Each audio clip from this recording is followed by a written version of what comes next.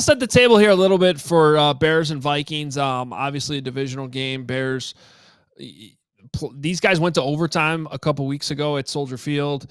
Now I will say there was a little bit of a fluky game because the Bears sort of had an insane comeback. I forget how many points it was, like in the last 20 seconds or whatever, where they erased they got an onside kick, which never happens.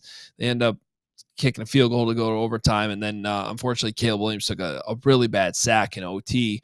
And then the Vikings kind of controlled it from there and it ended up winning. But, conceivable this could be a close game.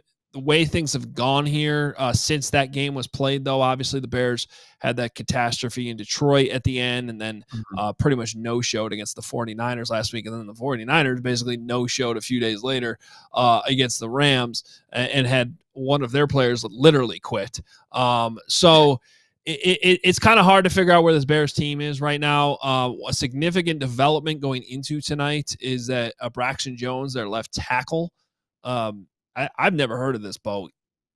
Reported concussion symptoms yesterday morning, a full week after the game against the 49ers. And that appears to be what it's from. They're not saying it's from practice or anything. So that was a new one for me.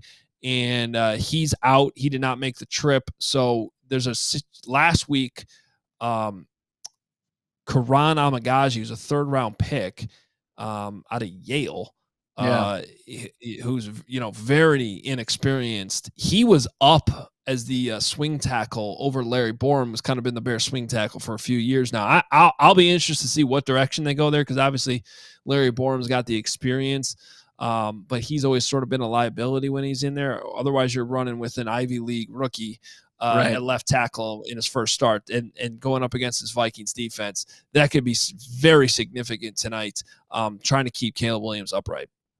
I mean, that's a huge factor. What the Vikings do to confuse you pre-snap. I don't care if you do have that Ivy League education that on the football field. That's still you gotta play a lot of games to even understand what you're looking at across the line of scrimmage from Flo's defense. I don't like that.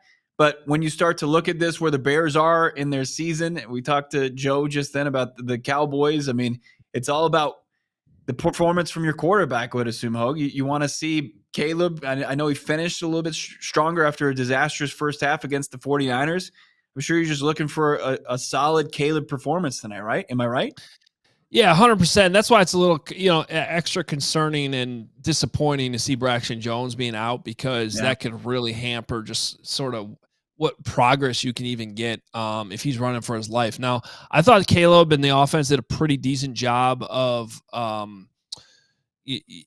identifying some of the crazy stuff that Brian Flores does. If anything, it almost seemed like Brian Flores was a little scared of Caleb because he wasn't bringing it like he normally does. There seemed to be a feeling out process in that first matchup. So obviously adjustments are made. We'll see what and the Vikings will be at home, which can help you be a little bit aggressive, especially if you're playing with a lead. I think that's the big thing from this matchup standpoint, is this Bears defense has really fallen off.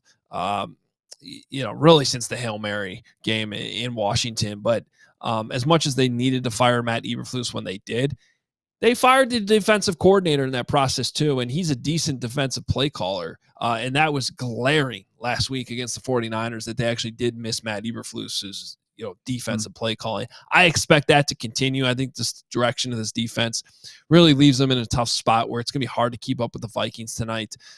But to your point, hey, they lose 40-30 and Caleb looks awesome. Like, that's a win, So we'll see. We'll see if they can do that offensively. It was certainly disappointing to see how the Bears came out in Thomas Brown's first game as interim head coach last week.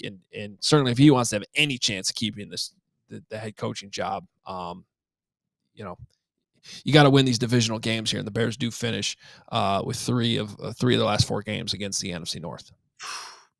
The best team. I mean, just wins and losses in the league. So not favorable, but grading on a curve if you can get something going offensively there. I think from Caleb Williams, maybe see some development, maturation as far as in the pocket. go out there, throw some darts. But yeah, the Jordan Addison, Justin Jefferson combination that you highlighted last week, I mean, that's pretty scary considering how things are trending down on the defensive side of football. We all silly like the mayor.